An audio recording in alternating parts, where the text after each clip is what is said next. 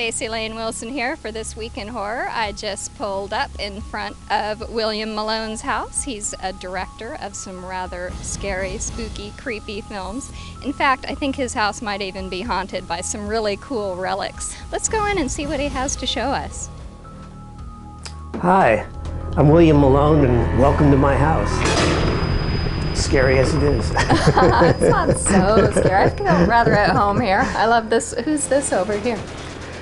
This is actually the one of our ghosts from House on Haunted Hill, which was actually based on the Dick Smith sculpture from that was going to be used in the Ghost Story, but they never used it, and I thought it was too cool of a thing to not use. So, it is really cool.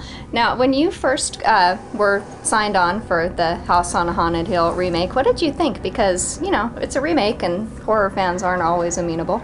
Well, you know, it was one of the things I wanted to do a haunted house picture for a very long time, so it was an opportunity to do something that would be really scary and so forth. And you know, it was an interesting experience. I mean, it was something that I really hadn't planned for in my career, but actually I was really very happy to do it. So. And Jeffrey Rush was amazing in that. And God bless him. You know, it's like I had an opportunity. God bless Jeffrey Rush. Exactly. I'll say that. Yeah, you know, because he was actually on the top of my list of somebody that I wanted in the film. Fortunately, he was also on the top of the list of the producers in the studio, so that was kind of a no-brainer. And when I met Jeffrey, I thought, you know, why would he want to do House on Haunted Hill? And I asked him that question. I said, why would you want to do this? And he said, well, I'm rather tired of playing guys in tights. So he actually wanted a career, you know, as a scary guy. So it was a really kind of a cool thing. And he's kind of channeling Vincent Price a little bit in that? He's actually not. No? I know he looks like Vincent Price, and we had him play the character Price, which that was our homage to Vincent Price. But it was actually, what happened was he came up to me and he said, I'd really like to play him as John Waters, the film director.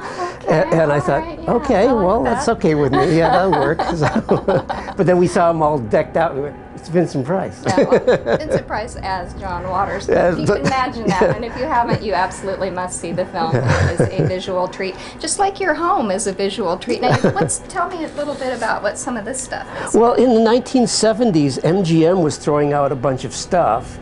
They were basically bulldozing things, and I saw this in their loft. I became friends with a guy over in construction, and he just sold it to me for like, I think $15 or something. Wow. I still don't know what it's from. I've been watching every old MGM movie to see what it's from, but it's clearly very, very old. I would imagine from the 1930s. This is from House on Haunted Hill. Yes. And yeah, I saw these sculptures that were done that were from the 1800s. That were actually not sculptures. They were actually real things that were like filled with wax and so forth, like fetuses and things like that. Yeah, and dead people, and so I thought, well, that's just too creepy, and I had to have it in the movie. So. Now you worked at Don Post at one time, so but is this some of the things that you did for? Yeah, well, actually, the one on the end there is the mummy, which I sculpted just for Halloween, and then the next one over was for Don Post Studios. And then the next one, actually, I didn't do. That was done over at K&B for House on Haunted Hill. Oh, okay. And the one on the end is actually casting from the Outer Limits, the original Outer Limits TV show. So, yeah, Martin Landau wore that in the original episode. Well, for those not familiar, Don Post Studio did some really amazing practical effects and masks, and you kind of got your start there. Now, a lot of people don't know that you actually did the William Shatner / Halloween mask. How did that come about? Guilty as charged. Well, actually, what happens? We had gotten licenses from various studios, and one of them was for the Star Trek characters, and so.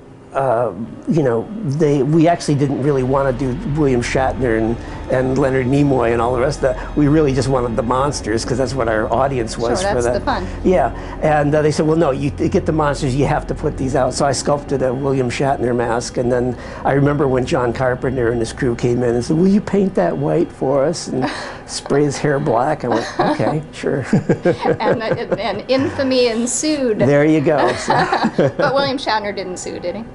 He didn't sue, which speaks highly of William Shatner, actually. Good. I think the statute of limitations has run out on that one anyway. So let's see what you have over here. These are some more masks that are quite creepy. Yep, there's, well, let's go over here. This is the creature from the Black Lagoon. Now this is a casting from the original mold. This is the Rico Browning head, which was the underwater creature, and they had 2 different cast sculptures. This is actually a little model I made for a Giger, H.R.Giger project that I was going to do with Giger, and then never happened. This is from original casting of the original Hideous Sun Demon from 1956. Oh Lord, I kind of remember that movie. I'm blocking the memories though. That's Robert Hideous. Traumatic, yeah. This is actually one of the original helmets from Alien. This is you see this in the beginning of the film, where the computer reads out on it and so forth at the beginning of the movie. This was actually for a thing I did up in Canada called Sleepwalkers. I remember that. Now, Patrick Kilpatrick is in that one, right? In that, yeah. And that was a really cool show. And only lasted like 9 episodes, I think, and they didn't want to run mine because they said it was too creepy. But they ultimately had to run it. But did they pay you? They did pay me. Okay, well. And they did run it. They had to finally run it because they ran out of stuff to show. And this is the original maquette from my first film, Scared to Death. That's just a study model I did before I built the suit. And then this is the original Scared to Death. Oh, tell us a little bit about Scared to Death. I haven't seen that one yet.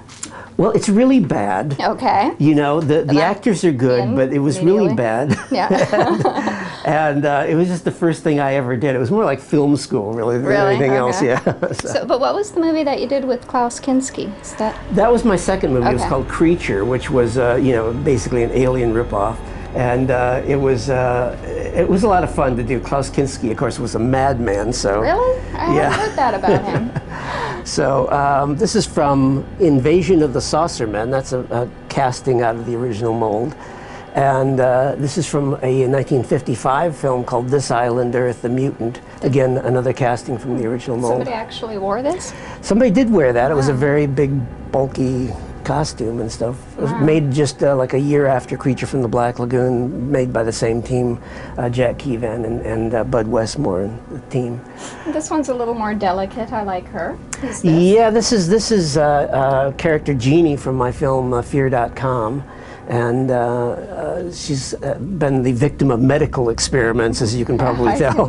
This is the original Robbie the Robot from Forbidden Planet, built in 1955, and the film was released in '56. Walter Pidgeon, Anne Francis, Leslie Nielsen. He actually was wound up after they had the MGM auction in 1970, and they didn't sell Robbie at that time, and MGM was planning on hanging on to him, and then. He wound up in a museum for about 10 years and suffered a lot of abuse because there really wasn't any security. Really? And at one point I think he tipped over. And oh my goodness.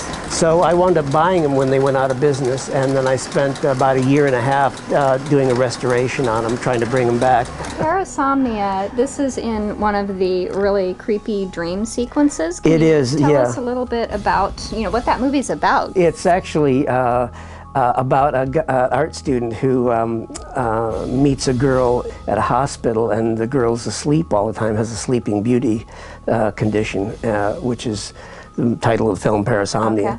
And he finds out that she's going to be used for some nefarious experiments, so he spirits her away, takes her back to his place. And what he doesn't realize is that there was this sort of psychopath living in the room next to hers, actually. And the psychopath inhabits her dreams and creates her reality because she lives in her dreams. This was built for a movie called Desk Set with Tracy and Hepburn picture.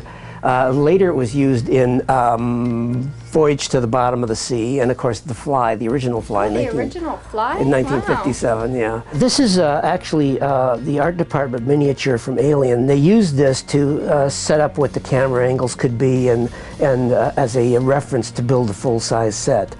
And Giger actually sculpted a lot of this, and a guy named Volsi, and painted it and so forth.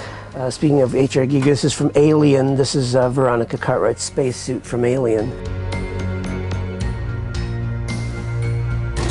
Welcome, Stacy. So this concludes our tour of Malone's Mansion of the Macabre. Thank you so much for having us. Well, thank you so much for coming. I hope you enjoyed it. I certainly did.